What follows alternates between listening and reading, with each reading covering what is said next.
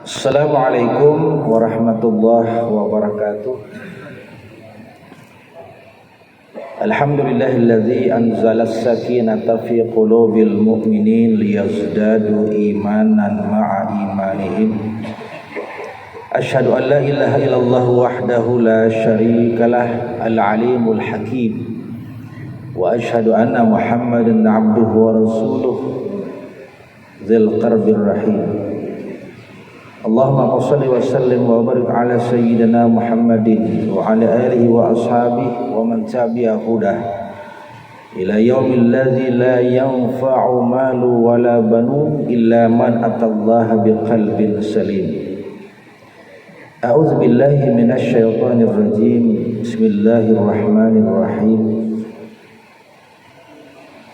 Walladzina hajaru fillah min ba'di ma zulimu lanubawwi annahum fid dunya hasanah wal ajrul akhirati akbar law kanu ya'lamun alladzina sabaru wa 'ala rabbihim yatawakkalun. Sadaqallahul azim. Jamaah salat subuh rahimakumullah, kembali kita panjatkan rasa syukur kita, puja-puji kita tertuju hanya kepada Allah Subhanahu wa taala. Dengan segala rahmat Allah, anugerah Allah, barakah Allah yang senantiasa diberikannya kepada kita, nikmat iman dan sehat. Salawat dan salam senantiasa tidak lupa pula kita haturkan untuk baginda kita Nabi besar Muhammad sallallahu alaihi wasallam. Semoga dengan sunnahnya kita senantiasa berada pada jalan kebaikan dan kebenaran. Amin Allahumma amin. Di kesempatan subuh ini kita melanjutkan pembacaan kita kepada surat An-Nahl, surat yang ke-16 ayat yang ke-41 dan ke-42 yang telah dibacakan. Terjemahnya kurang lebih, a'udzubillahi minasyaitonir rajim. Walladzina hajaru fillah, dan orang-orang yang telah berhijrah di jalan Allah, min ba'di ma zulimu, setelah mereka dizalimi, lanubawwi annahum fid dunya hasanah, maka pasti akan kami siapkan tempat bagi mereka itu di dunia, tempat yang sangat baik. Wala ajrul akhirati akbar, dan pasti pula kami akan berikan ganjaran pahala di akhirat yang jauh lebih besar. Lau kanu ya'lamun, kalau sekiranya mereka tahu. Alladzina sabaru, yaitu orang-orang yang sabar, wa 'ala rabbihim yatawakkalun, dan kepada Tuhan mereka senantiasa bertawakal. Menurut riwayat Ibnu Abbas, sahabat Rasulullah, ayat ini berkenaan dengan 6 nama sahabat.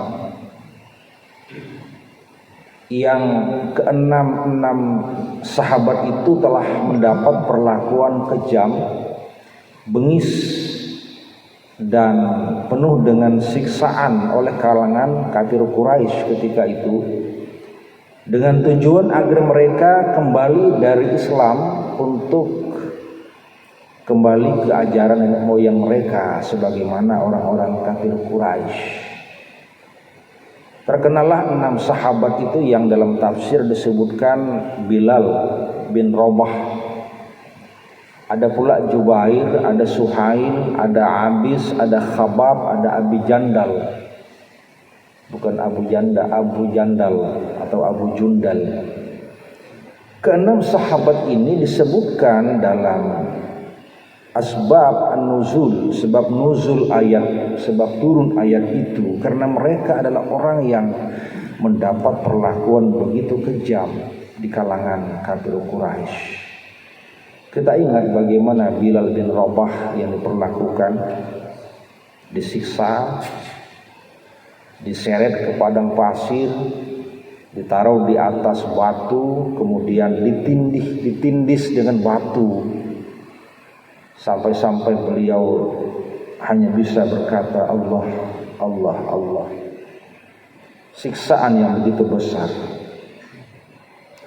Maka ayat ini mengetengahkan tentang bagaimana mereka ketika itu kemudian diberikan perintah oleh Allah untuk hijrah. Walladzina hajaru fi sabilillah, dan mereka-mereka yang telah hijrah di jalan Allah. Dan ini menjadi tolak atau tonggak awal dalam sejarah Islam di mana terjadi hijrah yang pertama. Para ahli sejarah mengatakan bahwa ayat ini berbicara tentang hijrah Nabi yang pertama bersama sahabat ke wilayah atau daerah Habasyah, kawasan kekuasaan Raja Najasyi. Kalau sekarang wilayah Ethiopia di bagian timur daya atau Afrika Utara. Mereka hijrah ke Ethiopia yang meskipun rajanya itu adalah raja yang bukan beragama Islam, Raja Najasyi, tapi mereka dan raja ini welcome, tetap memperlakukan baik kepada Nabi dan para sahabat. Tapi kemudian di situ nanti dikatakan bahwa tidak lama setelah mereka hijrah ke Ethiopia, ke bagian atau wilayah Afrika Utara, mereka mendapat wahyu atau mendapat informasi tentang bahwa mereka harus hijrah kemudian ke Madinah.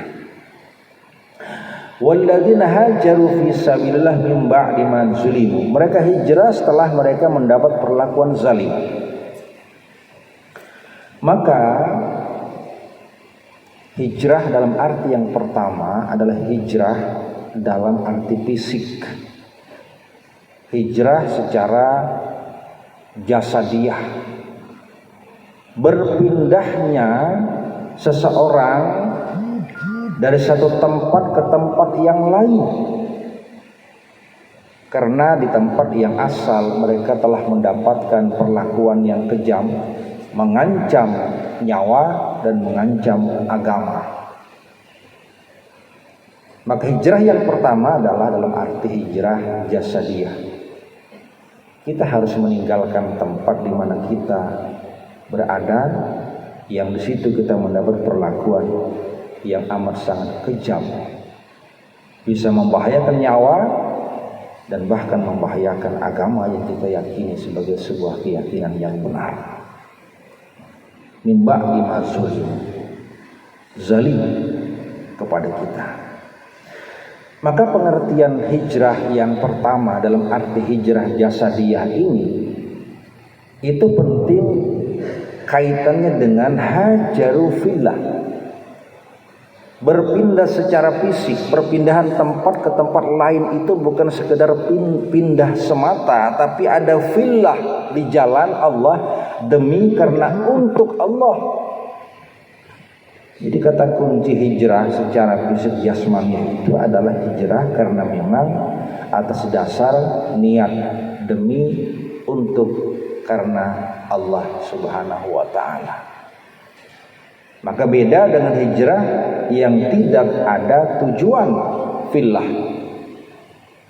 Hijrah atau pindah dari tempat ke tempat lain yang tidak ada muatan niat karena untuk demi Allah dan agama Allah, itu hanya perpindahan dalam arti biasa.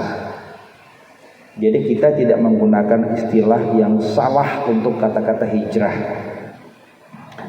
Takutnya ada orang yang berangkut barang, ditanya hendak kemana, kita Pak, aku hendak hijrah. Itu istilah yang tidak tepat, meskipun pindah tempat. Dari Tenggarong pindah ke Samarinda, Samarinda pindah ke Jawa, hijrah. Ini istilah yang kurang tepat karena Allah Al-Quran itu mengatakan hijrah itu fillah. Dan kemudian mimba dimazulimu. Jadi ada tujuan karena demi untuk Allah, demi tegaknya agama Allah, demi tegak dan tetapnya akidah kita kepada Allah, Dan kita memang telah mendapatkan perlakuan yang zalim dari orang-orang yang kafir. Jadi kalau tidak ada kezaliman lalu pindah, bukan hijrah dalam pengertian ini, itu pindah biasa aja, pindah rumah, pindah tugas, pindah tempat tinggal, itu pindah biasa. Tapi kemudian dalam tafsir Ibnu Asyur itu dikembangkan bahwa hijrah itu bukan semata-mata dalam arti hijrah fisik jasadiah. Kita pindah dari satu tempat ke tempat yang lain karena demi untuk Allah, demi untuk agama Allah, karena kita mendapatkan kezaliman sebelumnya. Tapi yang kedua kata beliau adalah hijratul qalbi. Bagaimana hati ini pindah, hijrah. Hati dan pikiran itu juga hijrah. Apa makna hati dan pikiran itu hijrah? Kita meninggalkan apa yang menjadi kebiasaan buruk dalam hati dan pikiran kita. Hati bukankah senantiasa kita sering untuk berprasangka buruk kepada orang lain? Pikiran kita bukankah biasa dan terbiasa untuk berpikiran buruk, negatif kepada orang lain?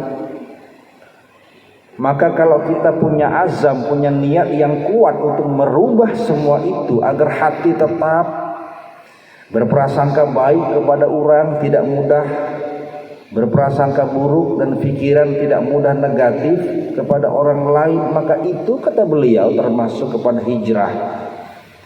Karena menata hati, menata pikiran untuk menuju pada kebaikan, kebeningan hati, kebeningan pikiran, itu juga termasuk dalam kategori yang kedua kata beliau. Karena tidak ada yang paling menentukan dalam kejati dirian seseorang kecuali hati dan pikiran. Perbuatan kita, amaliyah kita bukankah hati yang menjadi komando, bukankah pikiran yang menjadi perintah? Tidak mungkin orang berbuat, tidak mungkin orang beramal, tidak mungkin orang memperlakukan atau berbuat sesuatu tanpa ada hati yang memerintahkan dan pikiran yang kemudian menegaskan. Maka suatu perbuatan amaliyah yang tanpa ada hati yang memerintahkan dan pikiran yang menegaskan, itu menjadi amaliyah yang sia-sia. Itu sebabnya kenapa Rasulullah mengatakan, dan kita sama-sama tahu bahwa suatu perbuatan atau amal ditentukan oleh niat dalam hati. Innamal a'mal binniyat. Perbuatan kita itu yang menentukan adalah niat kita. Maka hijrah yang kedua kata beliau adalah bagaimana kita memindahkan hati ini yang kesemula adalah mungkin bersih bening, tapi dengan seusia yang kita jalani di kehidupan kita begitu banyak dosa kesalahan kita. Dan dosa kesalahan merupakan unsur yang mengotori jiwa, bahkan mengotori pikiran kita. Dengan banyak sikap perlakuan kita, perkataan kita yang menyakiti orang lain, menggunjing orang lain, itu semua akan membuat hati menjadi tidak bening, tidak bersih. Dan kalau kita berazam, berniat yang kuat, yang kokoh, yang serius untuk tidak lagi melakukan dan mengulang kembali apa yang selama ini kita lakukan kepada orang lain, maka ini termasuk kepada hijrah dalam arti hijratul qalbi wal fikrah. Kita tinggalkan, kita pergi dari kebiasaan hati yang buruk, pikiran yang buruk, kepada hati yang bersih, pikiran yang tegar. Bukankah pada kesempatan yang lalu pernah kita sampaikan bahwa kebahagiaan hidup itu bahagia apabila kita bisa memandang apapun di permukaan bumi ini dengan prasangka yang baik. Prasangka itu ialah hati dan pikiran. Bahagia hidup itu kalau kita bisa melihat apapun di permukaan kita senantiasa itu adalah baik dan baik. Qalu khairan, mereka berkata baik dan penuh dengan kebaikan. Meskipun salah, meskipun keliru, Tapi kalau kita berpikir bahwa di situ ada kebaikan, maka itu akan jauh lebih baik ketimbang kita menghukum orang sebagai pendosa atau pelaku kemaksiatan. Kita tidak tahu. Zahiriahnya mungkin di mata kita orang itu jelek, orang itu berdosa. Jahiriahnya di hadapan mata kita, wallahu a'lam, kita tidak tahu. Jangan-jangan setelah dia melakukan dosa kemaksiatan, dia merupakan orang yang diterima taubat oleh Allah Subhanahu wa taala dan dia kembali menjadi orang yang baik, menjadi orang yang saleh, yang beruntung dalam kehidupannya. Jamaah rahimakumullah, maka hijrah di arti kedua ini kata Ibnu Asyur adalah hijratul qalbi wal fikrah. Kita coba berpindah, jangan lagi berprasangka buruk kepada orang lain, jangan lagi mudah tersinggung, jangan lagi mudah marah. Segala macam bentuk kejahatan hati, keburukan hati kita tinggalkan. Demikian pula keburukan kejahatan pikiran untuk menuju pada hati yang bening, sebagaimana sifat awal hati manusia yang putih bersih, maka senantiasa dia berada pada kebaikan. Jamaah rahimakumullah, kalau orang kemudian hijrah baik secara fisik jasmaniah atau hijrah secara kalbi dan fikrah pikiran, lanubawi annahum fid dunya hasanah, maka pasti kata Allah akan kami tempatkan mereka di dunia ini pada tempat yang baik. Ada kebaikan dalam hijrah. Hijrah secara fisik, dalam sejarah Rasulullah hijrah yang pertama ke Habasyah, Ethiopia, kemudian yang kedua ke Madinah. Ada banyak kebaikan, keberuntungan yang didapatkan dengan hijrah itu. Pertama, bahwa mereka tidak lagi mendapat ancaman dan siksaan kalangan kafir Quraisy. Itu yang nyata secara fisik. Ketimbang bertahan di Mekah, tapi orang kafir Quraisy terus menyiksa, menyakiti. Maka dengan hijrah itu kemudian ada banyak keberuntungan duniawi, terhindar dari siksa dan ancaman karena sudah jauh dari tempat di mana mereka berada. Yang kedua, bukankah dengan hijrah itu kemudian ada ketenangan dan di situ ada peluang yang baik untuk menjalin silaturahim dengan penduduk Madinah? Maka terjadi apa yang disebut dengan kesatuan masyarakat muslim mukmin, bersatunya kaum muhajirin dan ansar. Ketika bersatunya mereka antara kaum muhajirin dari Makkah ke Madinah sebagai kaum ansar, maka keuntungannya apa? Terjadi atau tercipta solidaritas kaum muslimin. Kekuatan kaum muslimin semakin kuat, semakin kokoh karena ada persatuan. Ini menjadi iktibar, kita bersatu kuat. Karena Quran mensinyalir kita ini banyak, tapi hati kita masih bercerai-berai. Wa qulubuhum syatta, belum bersatu hati. Dan itu menyebabkan kenapa umat Islam itu lemah dan dikalahkan oleh orang lain. Inilah keuntungan duniawi dan begitu banyak kemudian kenikmatan-kenikmatan lain. Allah mengatakan akan kami siapkan kehidupan dunia yang lebih baik kalau kita hijrah. Hijrah fisik, hijrah hati dan pikiran. Begitu banyak kebaikan-kebaikan yang kita rasakan. Mun hati ini sudah tidak lagi berprasangka negatif, tenang hati ini, tenang pikiran ini. Karena yang membuat kita galau, resah, gelisah, hati kita seorang. Kita mudah sakit hati gara-gara kita juga.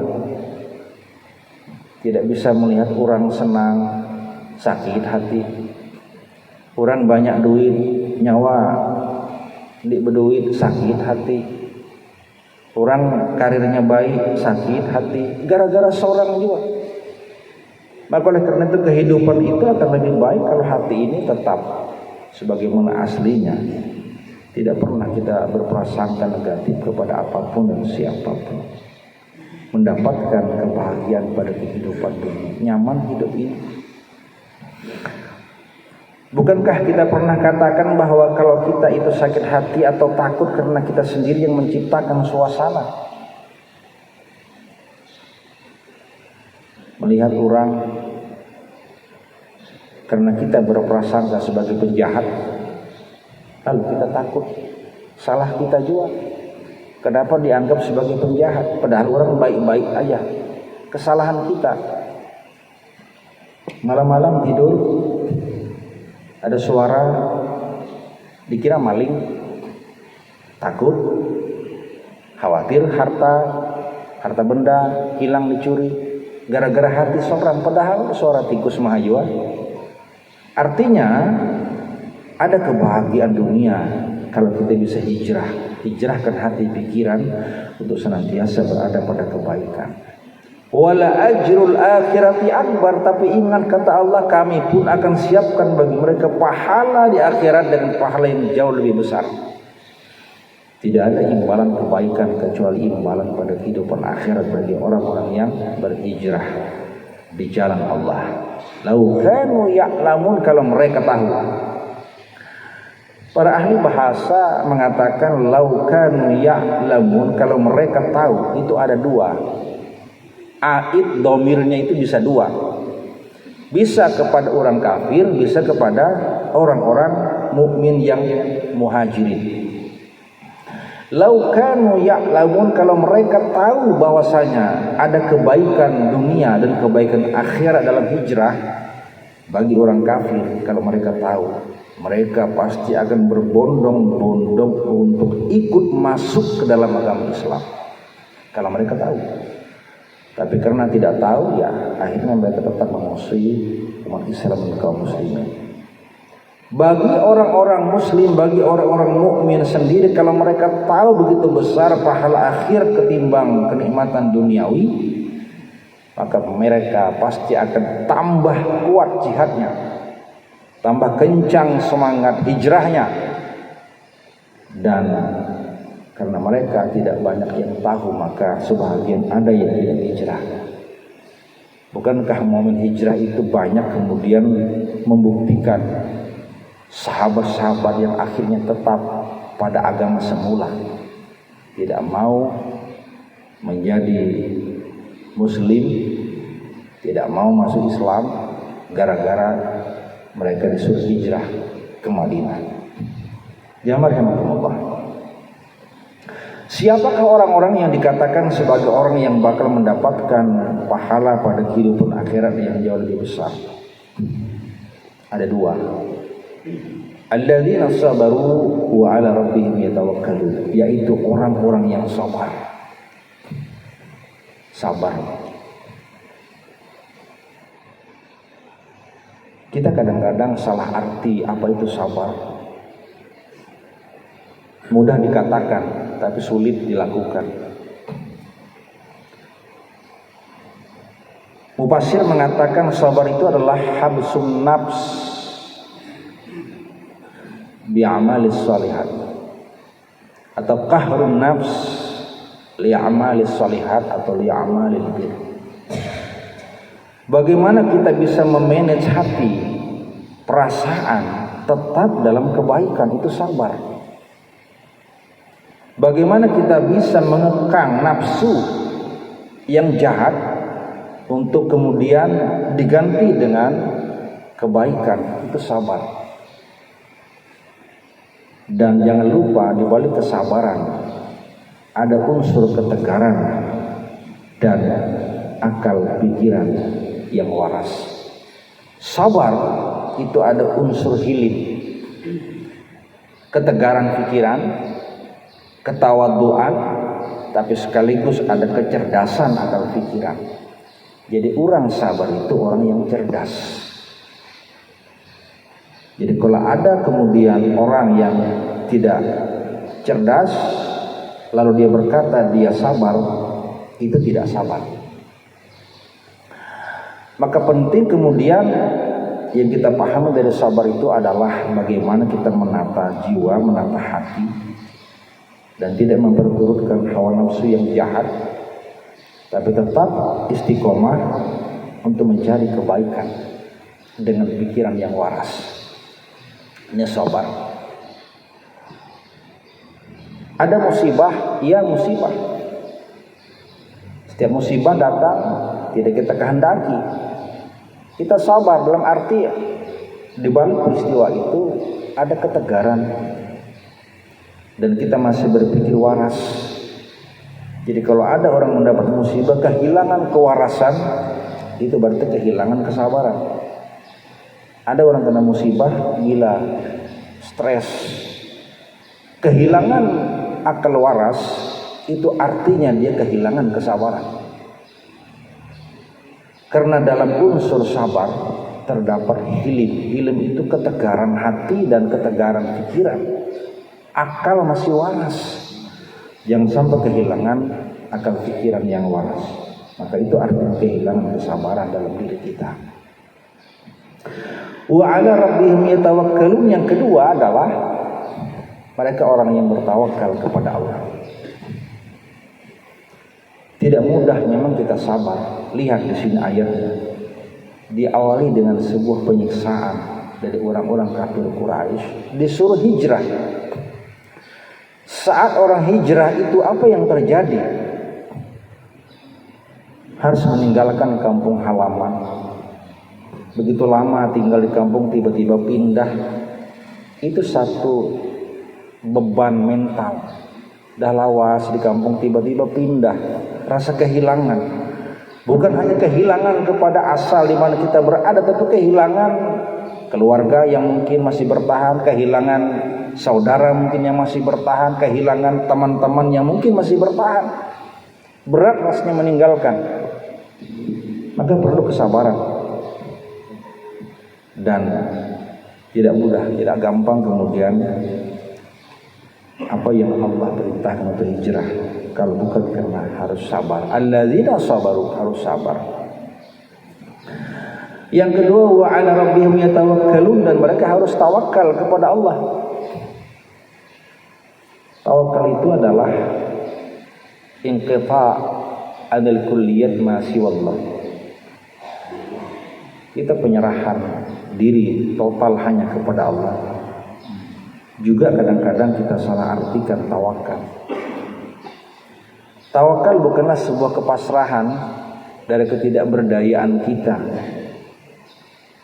Tawakal itu diawali dengan sabar.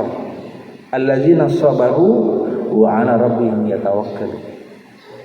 Sabar itu adalah suatu kondisi di mana kita masih punya pikiran yang waras, dan dalam tawakal juga tidak menafikan usaha maksimal yang kita lakukan untuk meraih prestasi. Jadi tawakal bukan sebuah kepasrahan akibat ketidakberdayaan. Sering kita mengatakan tawakal ya sudah, besok ujian, pelajar mahasiswa malam ini tidak belajar, besok ujian biar aja, sudah tawakal aja. Itu keliru. Tawakal itu bukan sebuah kepasrahan karena ketidakberdayaan, tapi tawakal itu adalah sebuah penantian prestasi dari pekerjaan kita sebelumnya. Mustahil kita bisa bertawakal kalau belum ada yang kita lakukan. Makanya ketika Rasulullah itu mengatakan kepada sahabat, ketika Anda itu membawa kambing atau unta, gimana cara bertawakal agar kemudian tidak hilang? Ujian Nabi apa? Ikat. Beri tali ikat yang kuat. Ikil wa tawakal, ikat dulu unta ini, kambing ini, baru kita kemudian bertawakal. Kita berharap agar jangan sampai unta kambing ini lepas atau hilang. Caranya apa? Ikat. Sebagai sebuah upaya yang kita awali. Namun sudah kita ikat dengan kuat, maka kemudian Nabi mengatakan bahwa tawakal, serahkan kepada Allah. Menghilang jiwa, itu urusan lain. Kita sudah berusaha. Wa may yatawakkal 'ala Allah fa huwa hasbuh. Jangan lupa, orang bertawakal kepada Allah, Allah tuh yang dia melengkapi. Jangan lihat hilangnya, takutnya kambing hilang padahal sudah diikat. Tunggu, bahwa hasbuh, mungkin Allah mengganti itu Pak dengan kambing yang lebih baik, dengan sapi yang lebih besar. Kita tidak tahu. Tapi Allah mengatakan wa may yatawakkal 'ala Allah fa huwa hasbuh. Allah dia yang mengganti. Tapi lakukan dulu pekerjaan kita yang mesti kita lakukan. Berpikir waraslah. Jangan tidak waras dengan apa yang kita harapkan dari Allah. Allah tidak akan memberikan jaminan kalau kita tidak bekerja, tidak berusaha semaksimal mungkin. Isbiru alladzina sabaru, baru bertawakal kepada Allah. Jangan harap kemudian kita mengatakan dipapar, dia ada maling juga, sepeda motor biar aja lentak di depan, kunci ketinggal di sepeda motor. Jangan harap, hilang pasti. Salah kita bertawakal. Ujar Allah, ujar Rasulullah, ikat dulu unta. Artinya apa? Kunci itu motor, kunci stangnya bawa, kunci jangan ditinggal. Mau hilang juga urusan lain. Tapi ingat janji Allah, manusia sudah bertawakal, hilang juga, bahwa hasbu, Allah ganti itu Pak. InsyaAllah. Itu kata Allah Subhanahu wa ta'ala. Kaum muslim rahimakumullah, menurut ahli sufi, ahli tasawuf, sabar dengan tawakal ini merupakan jalan ketika orang suluk. Suluk itu artinya kita meniti menuju Allah. Dalam tarikat itu ada namanya suluk. Bagaimana kita berupaya untuk mendekati Allah dengan tarikat, dan proses kita mendekati lewat jalan itu namanya suluk. Maka sabar itu adalah jalan yang paling awal. Mabda'us suluk itu sabar. Jadi kalau ada orang ingin meningkatkan kualitas diri, ingin menjadi orang yang bersih diri atau menjadi sufi di hadapan Allah, maka yang paling pertama itu adalah harus sabar. Karena sabar itu mabda'us suluk. Langkah awal untuk kita melakukan suluk atau menjadi salik itu ialah sabar. Tidak gampang. Karena sabar memang harus betul-betul kita buktikan, tidak bisa kita katakan.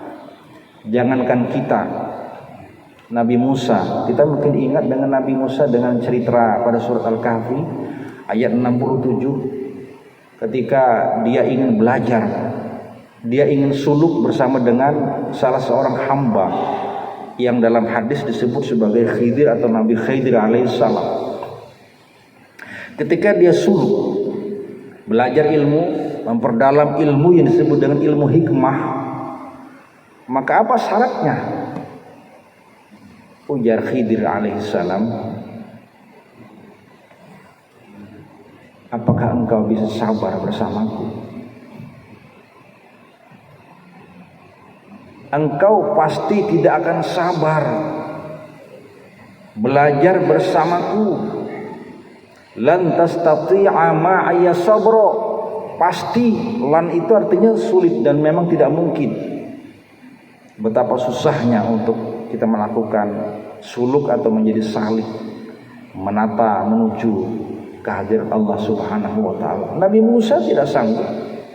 Buktinya, ujar Khidir, jangan kau tanyakan bila aku lakukan sesuatu. Ada perahu dibolongi, bocor, tenggelam. Nabi Musa hati ini marah. Itulah sabar, itu harus menahan amarah. Tapi Nabi Musa tidak sabaran. Muncullah perkataan, bertanya, kapal baik-baiknya kenapa dibolongi, dibocorin, tenggelam? Sayangnya, apa salahnya? Ujar Khidir tuh kan, kita tidak sabar. Sudah kukatakan, jangan kau tanyakan. Ada rumah gubuk yang reot, dah hendak hancur, didirikan, dibaiki. Muncul lagi perasaan Nabi Musa, apa membaiki rumah yang sudah gubuk, mana dihancurkan sama sekali? Ujar Khidir tuh kan, disabar kita. Sudah kukatakan sebelumnya, kau tidak sabar. Lebih-lebih saat dia membunuh seorang anak, lebih marah lagi Nabi Musa. Kenapa kau bunuh seorang anak yang tidak berdosa? Khidir mengatakan, itu kan kau tidak sabar. Seperti yang sudah kukatakan, karena sudah 3 kali niatmu bagus, ingin suluh belajar ilmu hikmah kepadaku, tapi syaratnya sabar tidak bisa kau penuhi. Alam aqul innaka lan tastati'a ma'iya sabra, kata Khidir, bukankah sudah kukatakan kau tidak akan pernah bisa sabar bersamaku? Ini bukti bahwa untuk kita menjadi salih dalam tarekat ada suluk, kita ingin menghadap, mendekati Allah itu dengan ilmu-ilmu hikmah. Tidak gampang. Nabi Musa dengan Nabi Khidir, gagal Nabi Musa untuk mendapatkan ilmu hikmah itu. Itu syaratnya sabar, belum lagi tawakal luar biasa. Maka tawakal oleh kalangan sufi merupakan intihaus suluk. Jadi kalau sabar itu mubtada usul, maka tawakal itu intihanya. Itulah akhir dari perjalanan manusia menuju Tuhan, itu tawakal. Jadi bahasan tentang sabar tawakal masuk ke dalam bahasan kalangan sufi dalam pelajaran tasawuf. Mudah-mudahan ini merupakan pelajaran penting di ayat ke-41 dan ke-42 surat An-Nahl surah ke-16, bahwa hijrah itu memang penting dan ada banyak kebahagiaan yang Allah berikan sebagai ganjaran, tidak hanya pada kehidupan dunia, tapi bahkan pada kehidupan akhirat kelak. Tapi hijrah bukan hal yang gampang, perlu 2 syarat. Sabar kita dengan apapun yang harus kita lewati, dan merupakan mabda'us suluk bagi kita, karena nanti akan mendapatkan kualitas menjadi orang yang bisa tawakal di hadapan Allah Subhanahu wa taala. Aqul qauli hadza, wassalamualaikum warahmatullahi wabarakatuh.